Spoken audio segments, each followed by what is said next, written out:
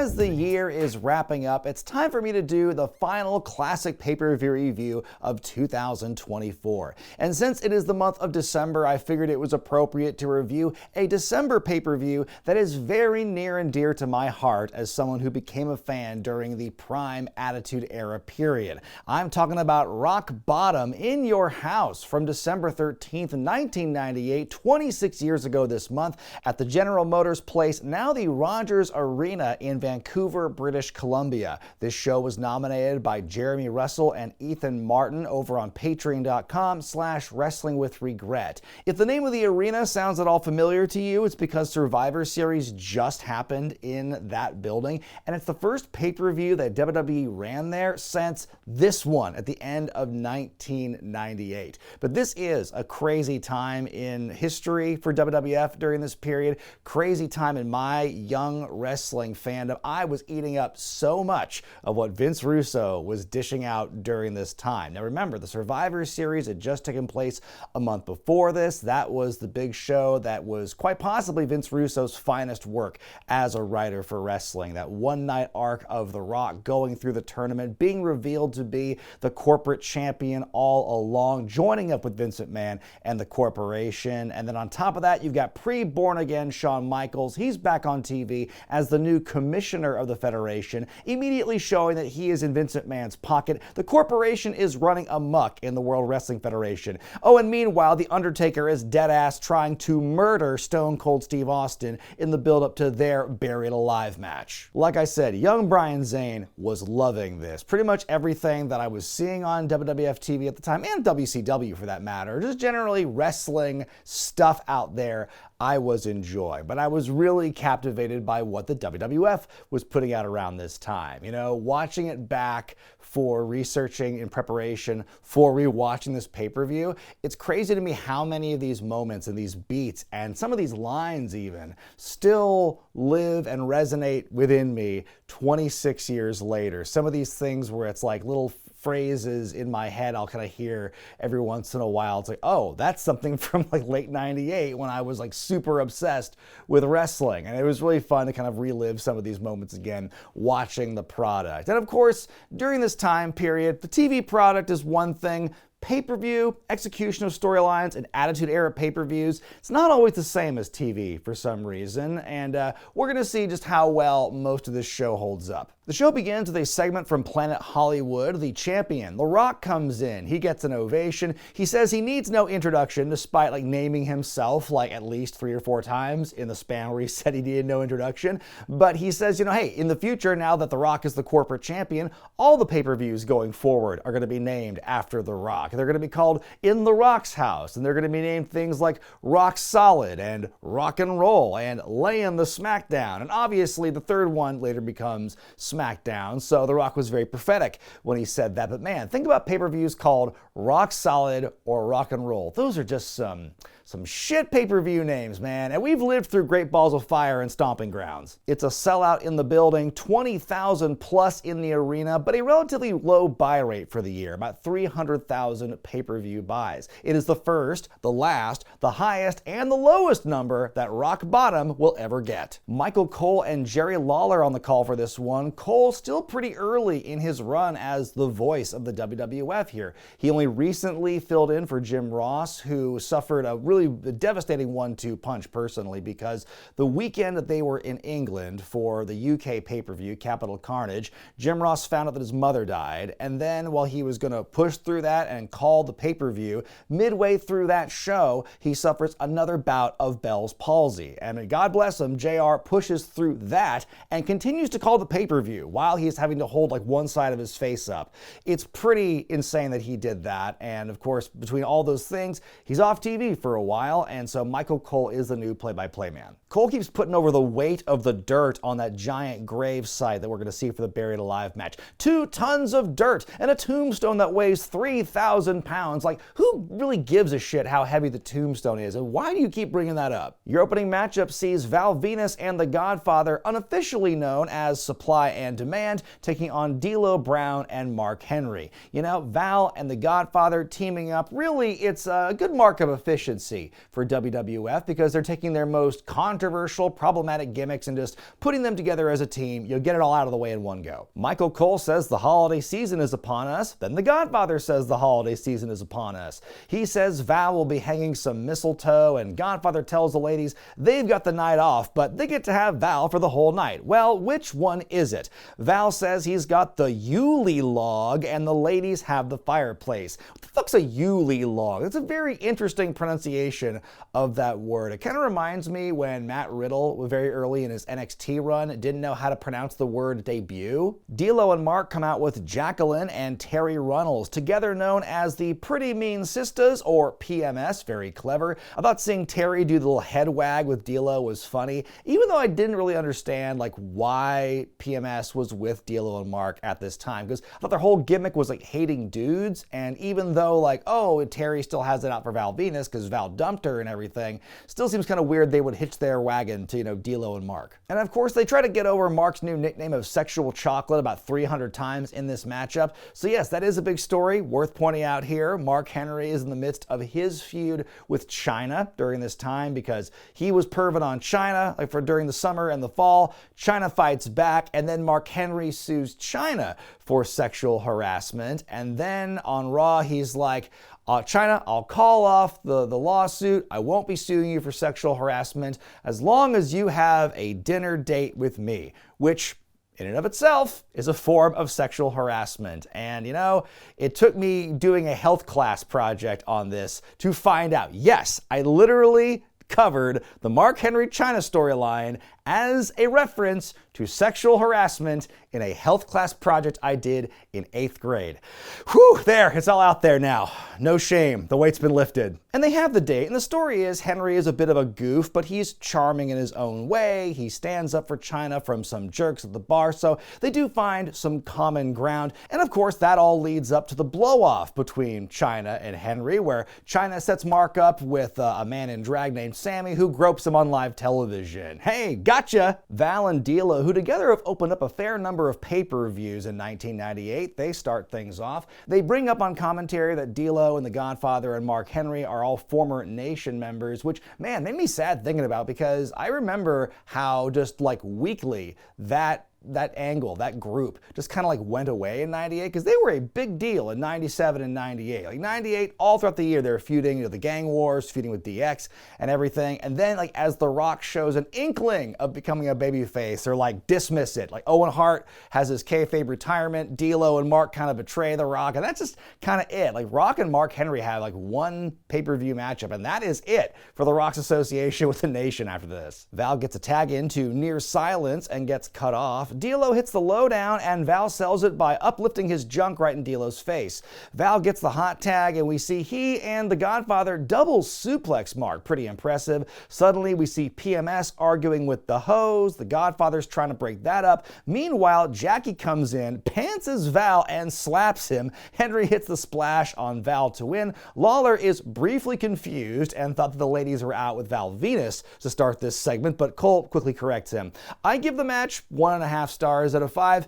It's a match you can miss. There are some interesting points here. I like all 4 of the guys involved. I think Mark Henry has improved in a huge way from the start of 98. When you see his progression, I think it's very visible in a match like this. But, still not much to it, and it's just funny to think about where the PMS, D'Lo and Mark alliance goes from here, where like a few weeks after this, like Terry's going to claim she got a miscarriage after D'Lo knocks her off the apron, and then surprise, she's not actually pregnant after all. Women. Doc Hendricks in the Superstar Line zone with Triple H and Chyna. Doc asks, what's Triple H think about Shawn Michaels' decree that DX is barred from ringside in that tag team title match? He says the word ensure, which sets up Triple H to make an old person joke about Vince McMahon and ensure. Ensure.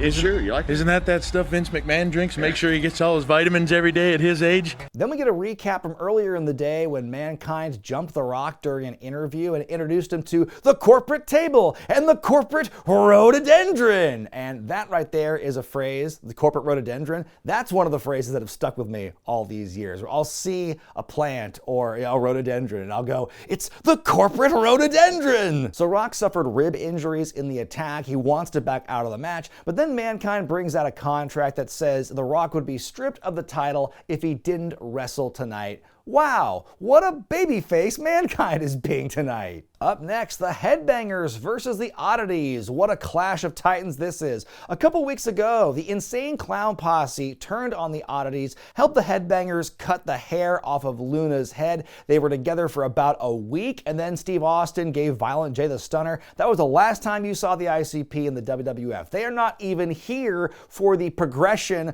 of this feud. They were the catalyst to turning on the Oddities and continuing this feud with the Headbangers, and now they're not even here. And the biggest insult to the Oddities in all this is that they are still coming out to the ICP song that they came out with, and ICP betrayed them. Golga, of course, comes out with a giant Cartman plush, or as Cole keeps calling him, Cartman. To give you an idea of just how important this match is, the commentary team is already talking about matches for later in the show. They're talking about the Striptease match with Goldust and Jeff Jarrett later on, and Lawler's all excited. He's like, oh, I'm getting everything ready at my table. I've got my camera, and I've got my binoculars, and I got my lube. He didn't say lube, but I think that's where he was headed. Mosh is trying to stick and move on Kurgan early on, but the big guy hits his terrible sidewalk slam and does a dance. It does look better than the video game version on WWF Attitude, though. There's a line on commentary where Lawler says, let me get a picture of Kurgan. I want to scare some kids later. It's like, brother, what are you doing showing pictures to kids of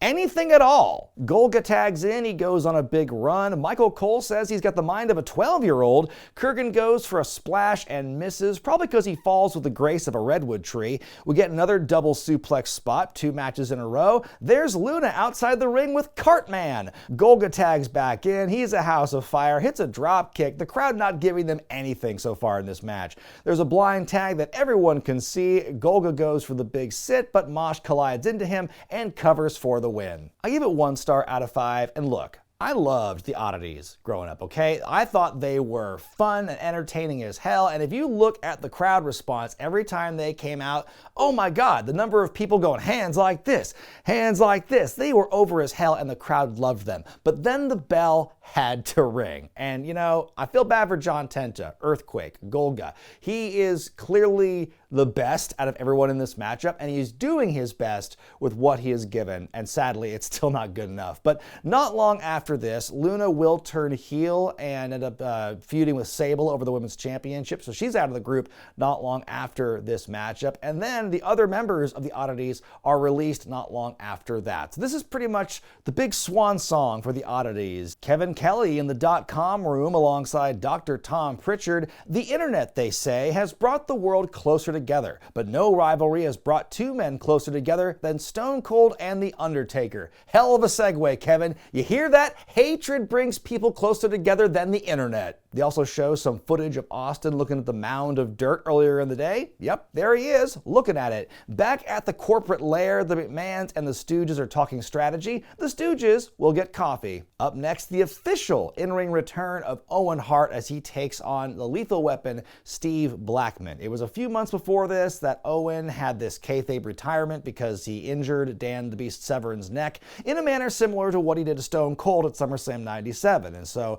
Owen was very sad and upset. He retired, and then right after he retired, we saw the return of the Blue Blazer, Owen Hart's old masked gimmick when he was first in the Federation, coming out and making appearances and helping Jeff Jarrett out at some times, and there's all this speculation that Owen is the Blue Blazer, but we do see a couple of fake outs and switcheroos where it's like, oh, here's Owen standing next to this other guy dressed as the Blue Blazer, so it can't be Owen Hart. And I will say this, not taking hindsight into account, not knowing what we know later on in 1999, the tragedy that will befall Owen Hart and as a result of the Blue Blazers storyline, at the time, I thought this was a pretty entertaining angle. And again, if you watch this back without the context and not the knowledge, then yeah, it's pretty funny to see this whole like mystery of like, oh my God, like who's Owen gonna be with? Or is he gonna be there? Is he not? And so this eventually leads into Owen being forced back into retirement because Steve Blackman doesn't believe him when he says that he's not the Blue Blazer. And so he attacks Blackman and he's like,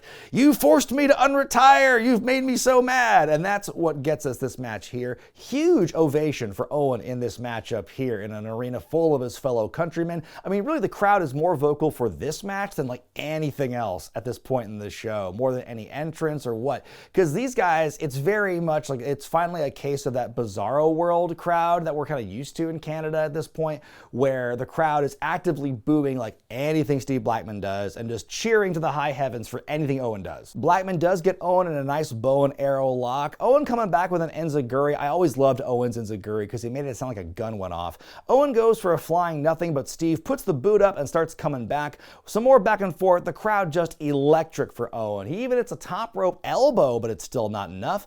Owen removes the turnbuckle pad, but it immediately backfires on him. When did this Canadian flag show up? Blackman fights out of the Dragon Sleeper. He gets Owen in the sharpshooter, which is hilarious. It's not a great sharpshooter, but good enough. Huge pop for the rope break, though. Owen powders, and Blackman fights him for a second before he heads back to the ring. Owen says F it and gets counted out. 2.5 stars out of 5 for me. I thought this was, the best match of the night so far. I liked a lot of what they did here. And of course, hearing the crowd as vocal and energetic as they was throughout the whole thing was also very entertaining. Kind of disappointed in the finish. You kind of waste this return by having kind of an inconclusive ending there.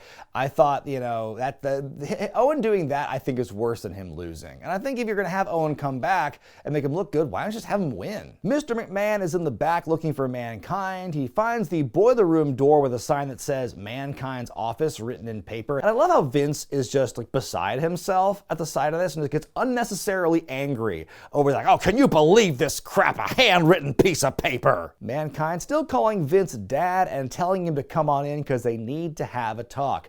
Up next, the 6-man tag match of my dreams as the Job Squad. Al Snow, Bob Holly, and Scorpio take on Gangrel, Edge, and Christian the Brood. The Job Squad is like the big undercard stable right now. I mean, the way they are pushing these guys, you would think there's something lined up for them because they are all over the place in December of 1998. I think on Raw a couple weeks before this, they showed up in like 3 consecutive segments, just messing stuff up. Like they helped Dwayne Gill win the light heavyweight title. They help him beat Mark Marrow and retire him. They save Mankind from losing his hardcore title one week. It's nuts. And here's the thing. I loved the Job Squad. I just liked that idea of, like, as a kid, these ideas, like these upstart, these plucky lower card guys trying to band together and fight and whatnot. And I loved the Brood. That was one of my favorite acts when I first started watching wrestling. So imagine how torn, young Brian Zane, 13-year-old Brian Zane was watching this matchup with these two teams who really, there were no stakes and there was no reason for them to fight going in. They were just here, have at it. Also, I'm bummed the Brood don't get their fiery entrance. I don't think they ever got it on pay-per-views because they never built the actual stage for them to rise up from.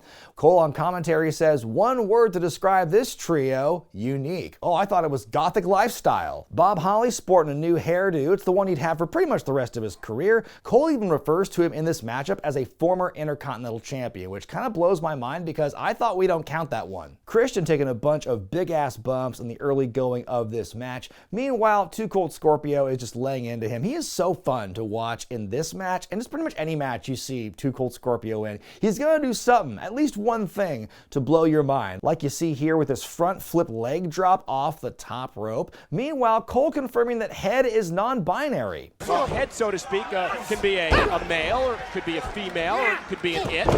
Al says it's all those things. I always love how Gangrel moved, how he did his Irish whip reversals and that lovely twisting elbow drop, all that stuff on display here. Al Snow gets worked over for a while. This one part of the match gave me pause where Edge is getting Snow down in a headlock and all of a sudden from somebody you hear, "Ugh." Job Squad too, you never know.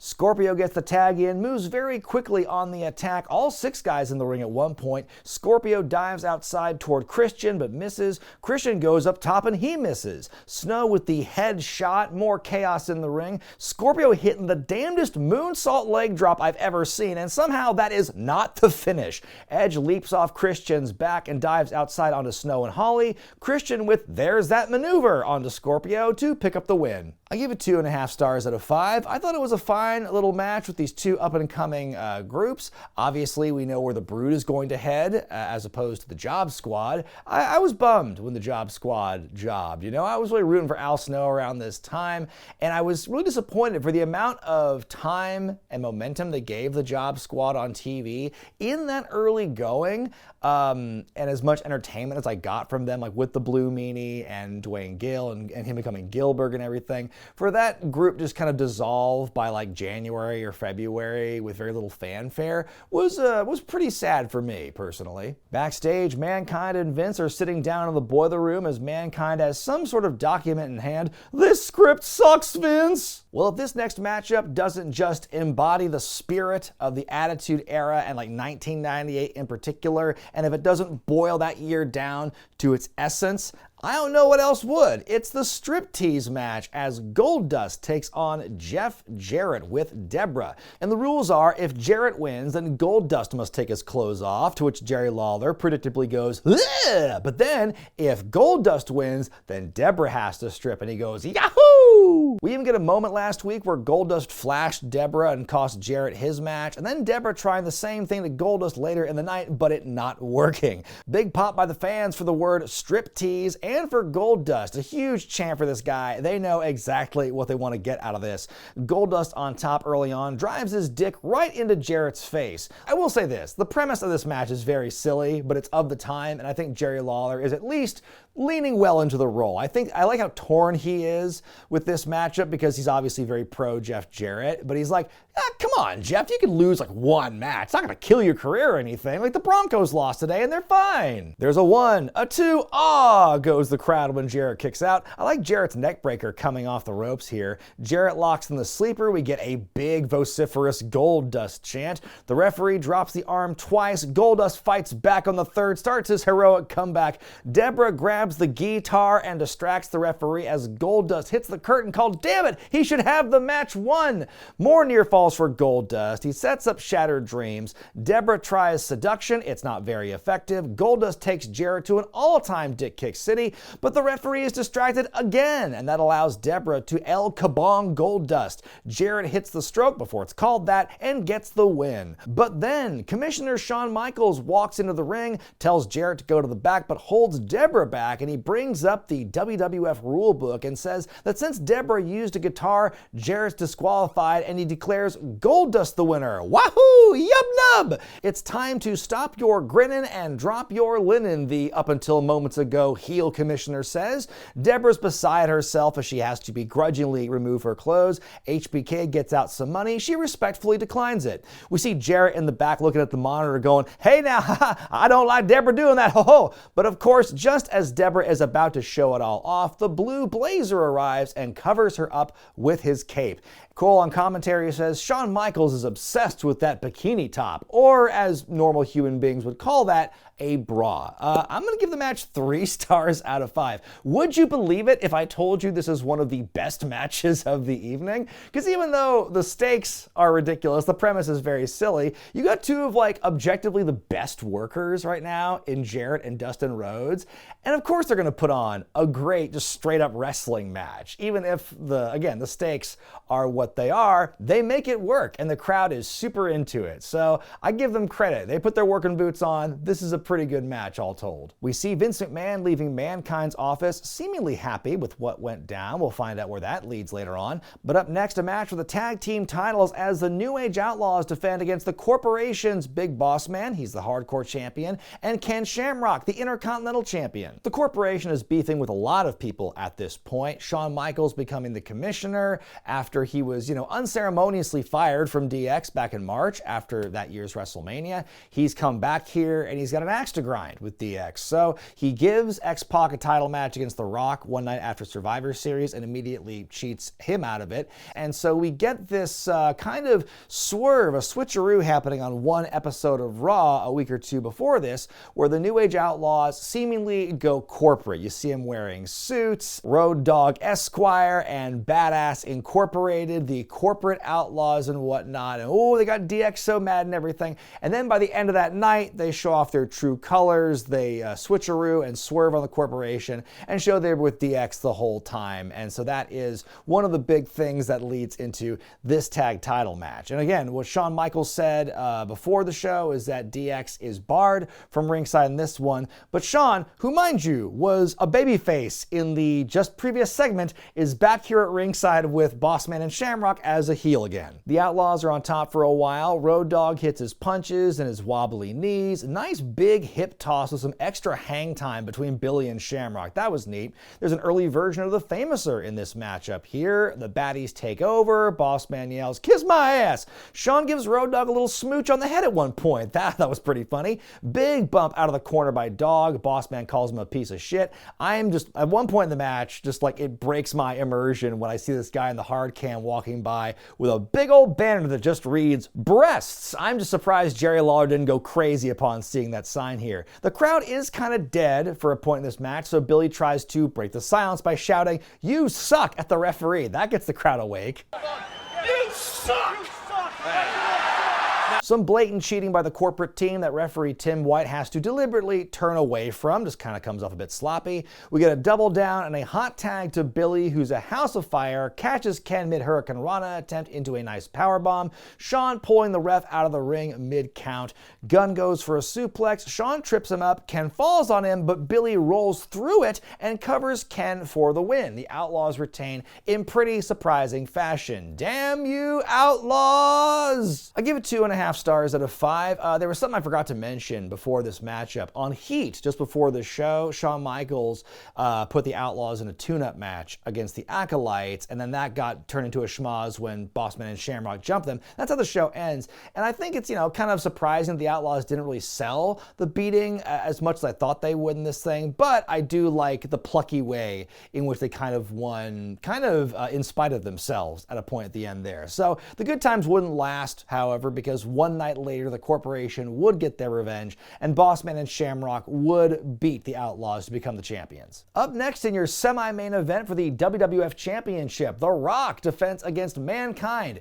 Quick question, how is The Rock not main eventing his own pay-per-view? I thought that, Vader being off the show called It's Time was bad. But come on, it's The Rock. It's your new corporate champion, the centerpiece of this company.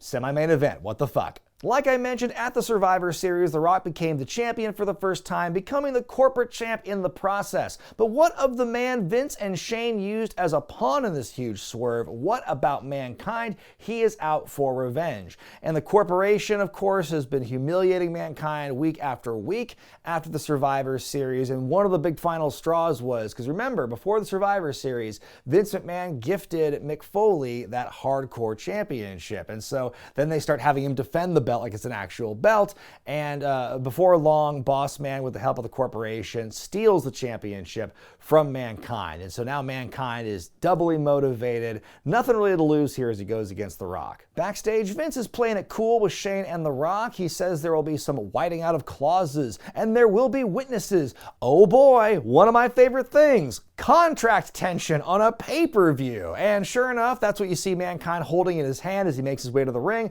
with his weird short-lived babyface version of his theme where they just put a beat over the strings. It wouldn't be too long after this where he gets that Crash theme that he's so much more closely associated with. The Rock comes out next, and speaking of short-lived themes, it doesn't happen on this show, but there are a couple of times in the previous months before this where they're definitely experimenting, giving The Rock some kind of different remixed theme, like with some different drum beats or melody or whatever, and it just doesn't work. It happens once before the Survivor Series, and then one time between that show and this show, The Rock comes out with some remixed theme, and they know it's trash, because by the end of the match when he wins, they play his old theme again. He's joined by the McMahon. Look, Rock, look at those banners, and boy, what an elaborate set we designed for you to be in the semi-main event of your own pay-per-view. Now let's talk about that contract, Mick. Mankind says he's willing to cross out the clause that would give him the title should The Rock not wrestle, unless Vince acknowledges that Mankind did not tap out or say I quit in the Survivor Series match. Which confuses me, because I'm one, I thought that was just a matter of record at this point, and so you're willing to cross out the clause that would give you the championship if The Rock can't wrestle, if Vince just like appeases your ego verbally, and then like what would happen? So you'd cross out that clause, then The Rock could get away with not defending the championship, and then you wouldn't become the champion. What the fuck is that about? So Vince finally starts talking and says, well, The Rock heard Foley say it, so that's good enough for him. Mankind tears up the contract, The Rock jumps him, and the match finally begins. So what the hell were all those segments with Foley and Vince in the boiler room going over the contract, Vince walking away, seeming pleased with himself, and then when it's time to actually do this thing that they have seemingly agreed upon, in the ring, Vince doesn't want to do it. Foley tears the contract up, and the match just goes as normal. Like, what a confusing promo preamble this was before the matchup. The most confusing setup and promo bit before a match that I think I've ever heard. And this probably went over my head when I was 13, but when I'm trying to watch it now, I'm like, what the fuck are they talking about? Like, it just makes Mankind look so stupid. And by the way, none of that paper leaves the ring. No one clears it off during any of this match time. Sloppy. Mankind all over The Rock in the first few minutes. Vince gets on the live mic though and threatens to have him disqualified for any legitimate reason. Mankind looks to go for that elbow drop off the second rope to the outside, but he's distracted, and that allows The Rock to yoink him off, and Mankind just takes the most brutal hard splat on the floor. That was hard to watch. Rock commandeers the commentary, talks some trash about Mankind. Lawler's like, can I get a high five? And Rock's like, hell no. Mankind fights back, and The Rock's just cursing into the headset while he's selling.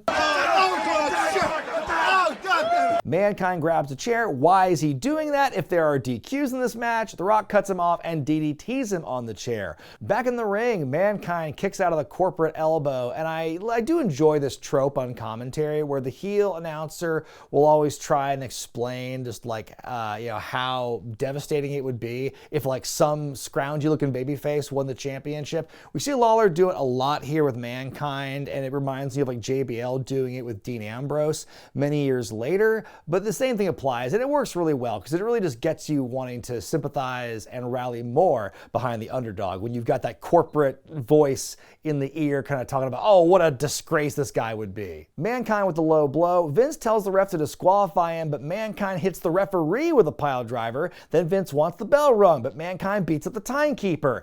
At what point does Vince just say, I'm the boss, and I can end this matchup? But nope, that doesn't happen. Mankind is cornering the McMahons, and suddenly The Rock attacks him with a steel chair. The beating continues. You got Shane with a title belt going to hit Mankind, but he nails The Rock instead. We get a new referee in the cover. The Rock barely kicks out. Mankind eventually pulls out Mr. Sacco, applies the mandible claw. The referee calls it, and we have a new champion. Or do we? Because Vince McMahon takes the microphone from Howard Finkel and uses Mick's own logic against him and says, well, hey, since The Rock didn't tap out or say I quit, that means that The Rock is still the champion. Again, you could have just said I disqualified Mick Foley because he beat up a referee and the timekeeper. And you also could have ended the match outright, but no, you decided to kind of honey-dick the fans. You give them a dusty finish of Mankind winning the match, but then taking it away. And then you have a big corporate beatdown on Mankind after the fact, and the corporation stands tall. The match itself I give 3 stars because it was a fine matchup, if not for a bullshit dusty finish. And again, the promo stuff at the beginning was such a mess, and I don't think it made anyone look good at the end of it. The only purpose it really serves is to help set things up for their rematch at the Royal Rumble, the I Quit match, because that phrase is used so much in the verbiage here. And of course, looking ahead, thinking about the 99 Rumble and that match, that's a fun time. Then it's time for the main event, a buried alive match as Stone Cold Steve Austin takes on The Undertaker. What a crazy journey these two have had since, the summer of 1998. The Highway to Hell, SummerSlam. That was one of my big tentpole moments as a wrestling fan, and I was really hanging on the edge of everything Austin and Undertaker were both doing around this time. And so you've got the situation at Breakdown where Austin loses the belt to Taker and Kane in the Triple Threat match.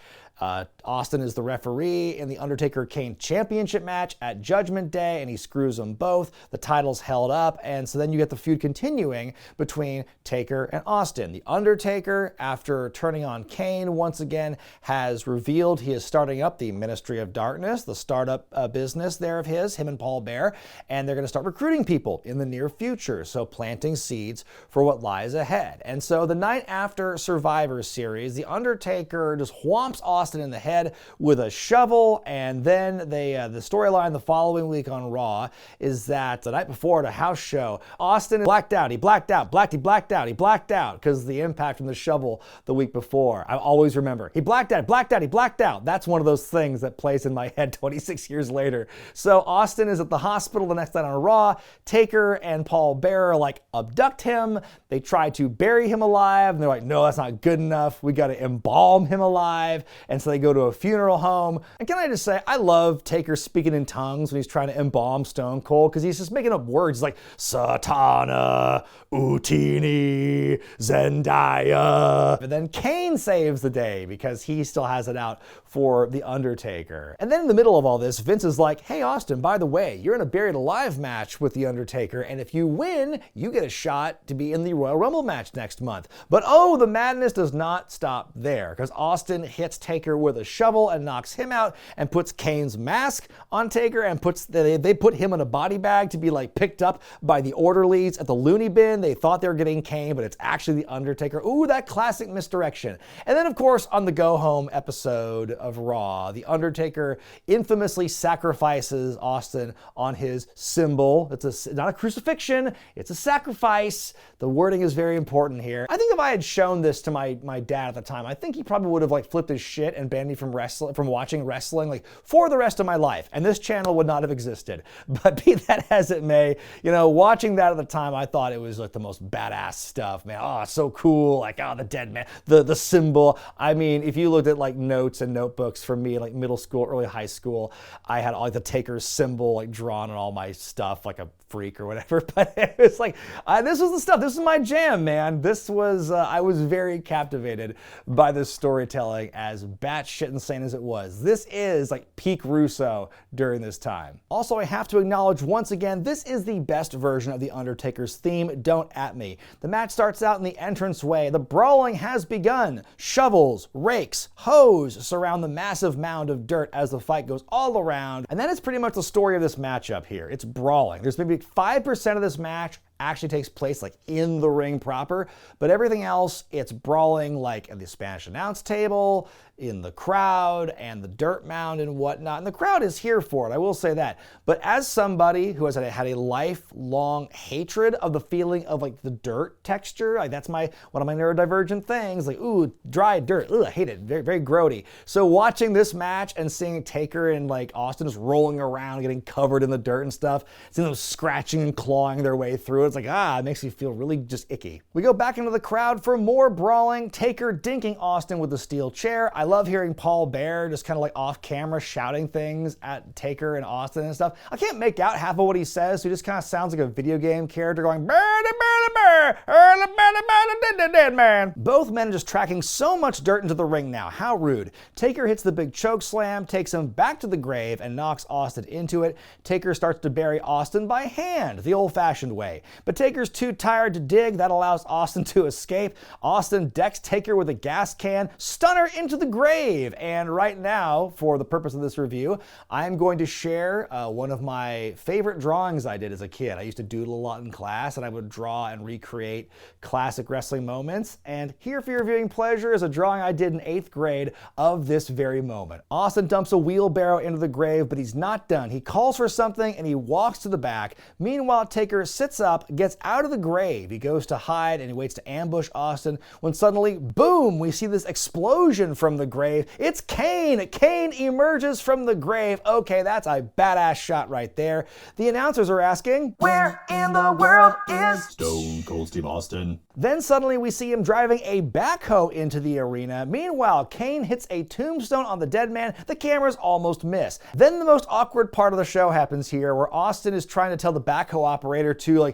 dump the dirt into the hole, and the guy is having the hardest time with this instruction. The arms huh?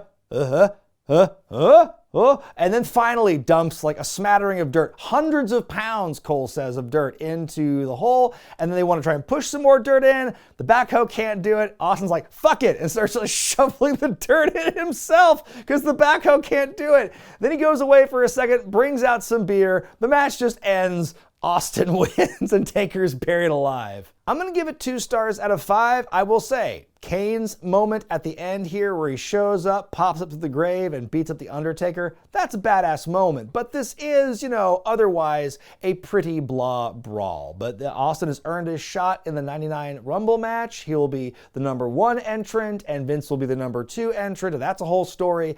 And then meanwhile, Taker is going to be gone for a little bit. He comes back maybe 3 or 4 weeks later to usher in the next phase of the Ministry of Darkness. He has the robe and the throne and everything. And this will be Taker in his darkest form yet, but that's a story for another time. That being said, my grade for Rock Bottom in Your House 1998 is a C. I mean, it's funny how far nostalgia can take you, because for as much as I vividly remember a lot of things about Raw during this time period, about WWF and whatever, so many little idioms and like phrases and moments I can still remember from the most obscure episode of Sunday Night Heat around this time. This is a pretty forgettable show. Like, you've got your, Austin Undertaker buried alive match. That's a spectacle.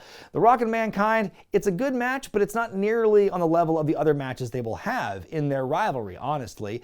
And I think that, again, Goldust and Jarrett being kind of a sleeper hit of the show was surprising to me, but just a lot of other things on this show were pretty forgettable, pretty blah. It's so crazy to me thinking about how white hot the TV product is during this time, yet throughout all of 98, it feels like they just can't seem to get into a good groove with a lot of consistent and consistently good pay-per-views. Like, obviously, Survivor Series was a great show the previous month.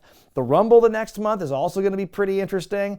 But it's like, just for the most part, there's not great pay-per-views during this time period. But what did you think of Rock Bottom, and how about this review? Let me know in the comments section below. Be sure to give the video a thumbs up if you like it. Subscribe to Wrestling with Regret. Hit that bell icon for all the notifications. Well, folks, thank you for joining me in another fantastic, wild and woolly year of classic pay-per-view reviews. The next show you'll see me review in 2025 will be ringing in the Royal Rumble season, and I'll be reviewing the Royal Rumble from 2007.